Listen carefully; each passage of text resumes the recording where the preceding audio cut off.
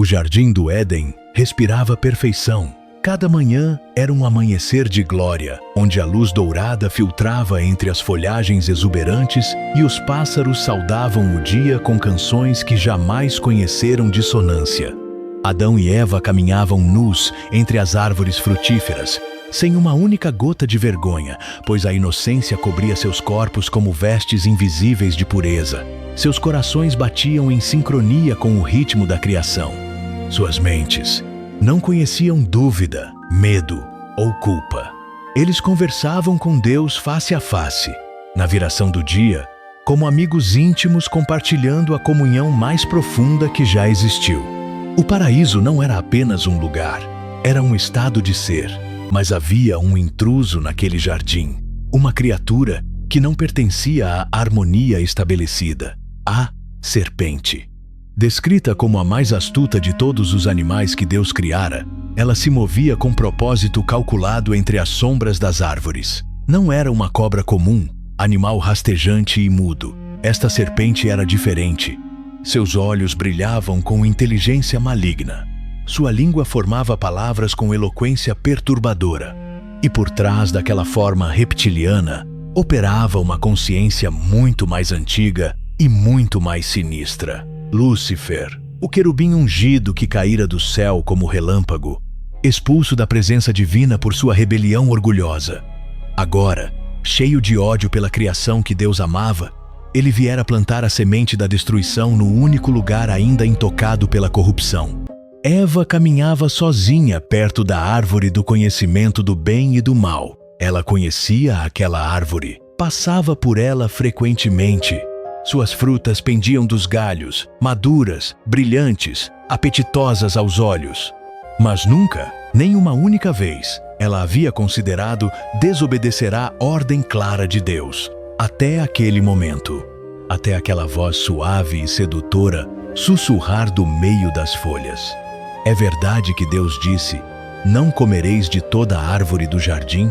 Eva parou, virou-se e viu a serpente, enrolada graciosamente em um galho, com olhos fixos nela, esperando.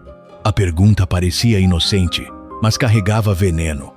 Distorcia as palavras de Deus, exagerava a proibição, plantava dúvida sobre a bondade divina.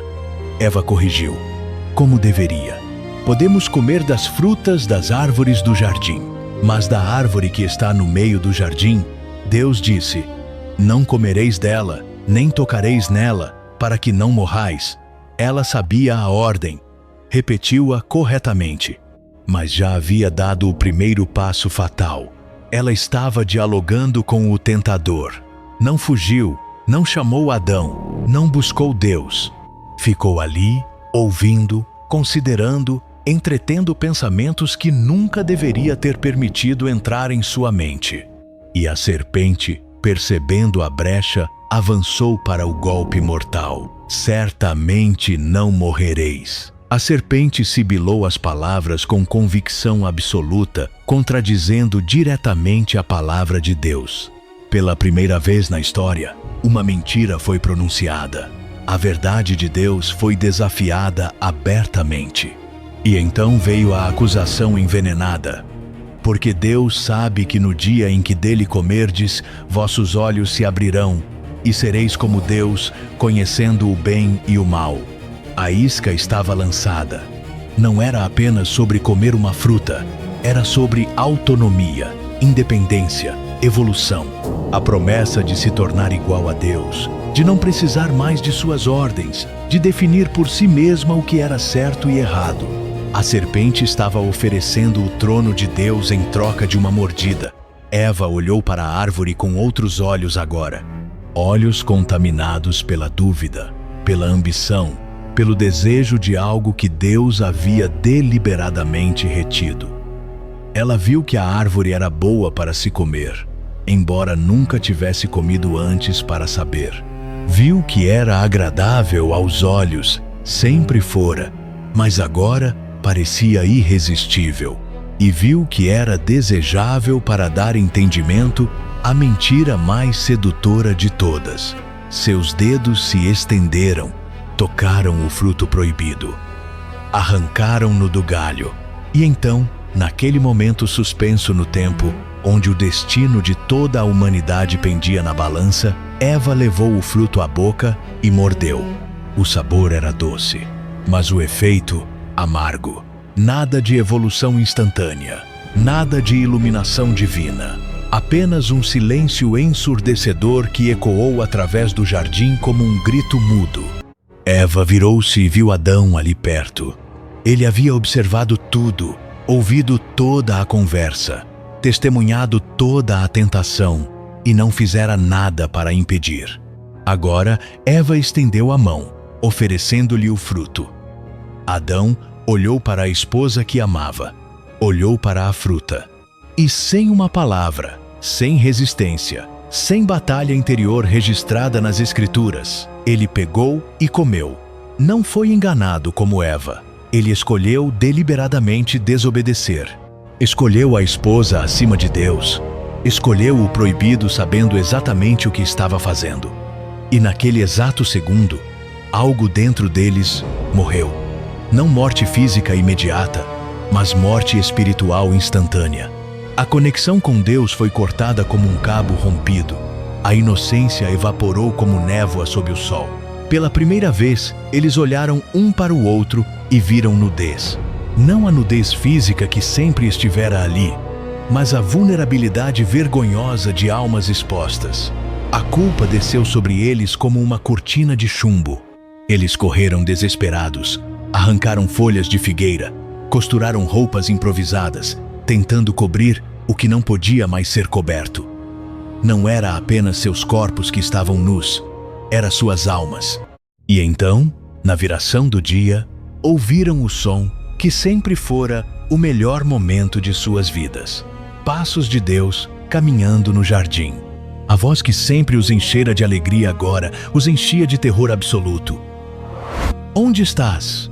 Deus chamou, não porque não soubesse a localização física de Adão, mas porque queria que ele reconhecesse onde estava espiritualmente. Adão e Eva se esconderam atrás das árvores, corações batendo descontrolados, suor frio descendo suas testas, tentando se tornar invisíveis ao olhar daquele de quem nada se esconde.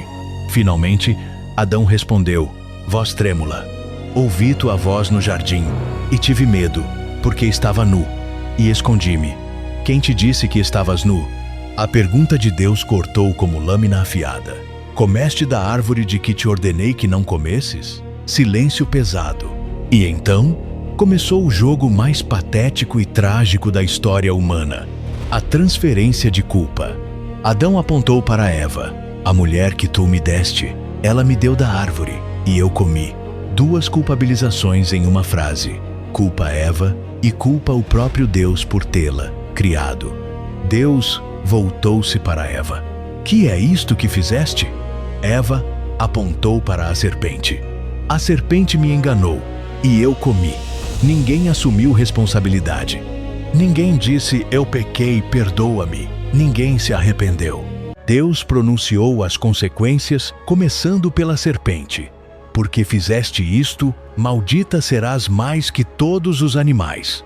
Sobre teu ventre andarás, e pó comerás todos os dias da tua vida. A serpente, que antes provavelmente tinha pernas e andava ereta, foi condenada a rastejar no pó, símbolo eterno de humilhação. Mas a maldição não terminou aí. Deus olhou além da serpente física para a entidade espiritual que a controlava e declarou: porei inimizade entre ti e a mulher, e entre a tua semente e a sua semente. Esta te ferirá a cabeça, e tu lhe ferirás o calcanhar. Primeira profecia messiânica da Bíblia. Um descendente da mulher um dia esmagaria a cabeça da serpente. Jesus estava sendo prenunciado ali mesmo, no meio do juízo, como a esperança futura. Para Eva, Deus disse: multiplicarei grandemente a tua dor e a tua conceição. Com dor terás filhos, e o teu desejo será para o teu marido, e ele te dominará. A maternidade, que deveria ser pura alegria, agora viria com dor física excruciante, e o relacionamento matrimonial, antes perfeitamente harmonioso, Agora teria tensão, luta por domínio, conflito de vontades. O paraíso estava desmoronando. Para Adão, o golpe foi ainda mais devastador, porque deste ouvidos à voz de tua mulher e comeste da árvore de que te ordenei, dizendo: não comerás dela, maldita é a terra por causa de ti. Com dor comerás dela todos os dias da tua vida. Espinhos e cardos também te produzirá, e comerás a erva do campo. No suor do teu rosto comerás o teu pão, até que te tornes a terra, porque dela foste tomado. Porque tu és pó, e em pó te tornarás. O trabalho, antes prazeroso, agora seria árduo, exaustivo, frustrante.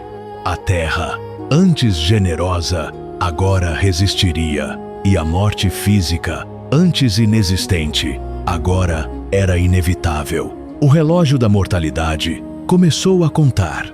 Mas mesmo em meio ao juízo, Deus mostrou misericórdia. Adão e Eva haviam costurado folhas de figueira, cobertura inadequada e temporária. Então Deus fez roupas de peles de animais e os vestiu. Pense nisso. Para obter peles, um animal precisou morrer. O primeiro sangue derramado na história foi para cobrir o pecado de alguém. O primeiro sacrifício substitutivo. Deus matou um inocente para vestir os culpados. Sombra profética do cordeiro que viria. E então veio a expulsão. Eis que o homem é como um de nós, sabendo o bem e o mal. Ora, para que não estenda a mão, e tome também da árvore da vida, e coma e viva eternamente, Deus não podia permitir que a humanidade caída vivesse eternamente naquele estado de pecado. Seria tormento eterno, sem redenção possível. Então, ele os expulsou do jardim do Éden. A caminhada de vergonha e lágrimas. Adão, olhando para trás, vendo o jardim que nunca mais veria. Eva, chorando, carregando o peso do que sua escolha custara. E Deus colocou querubins com espadas flamejantes, girando em todas as direções na entrada do Éden, guardando o caminho da árvore da vida. A porta do paraíso se fechou com um som final e irreversível. Do lado de fora, Adão e Eva enfrentaram um mundo diferente. O solo resistia ao toque. Espinhos rasgavam a pele. O suor escorria. A fadiga pesava. E pela primeira vez, eles sentiram fome não como convite ao prazer, mas como necessidade desesperada. Olharam um para o outro, cobertos por peles de animais mortos, e perceberam a magnitude do que haviam perdido. Inocência, comunhão, propósito puro, tudo partido por uma escolha. Mas enquanto caminhavam para longe do Éden, enquanto as chamas das espadas angelicais iluminavam suas costas, uma promessa ecoava em seus corações: a semente da mulher, o golpe na cabeça da serpente. Um redentor viria. Não sabiam quando, não sabiam como, mas sabiam que a história não terminara ali. Deus não os abandonara completamente. E essa pequena chama de esperança seria o que manteria a humanidade viva através de milênios de dor, esperando o dia em que outro jardim, o Getsemane, veria outro homem escolher diferente, escolher obedecer até a morte. E através dessa obediência, reabrir o caminho para a árvore da vida.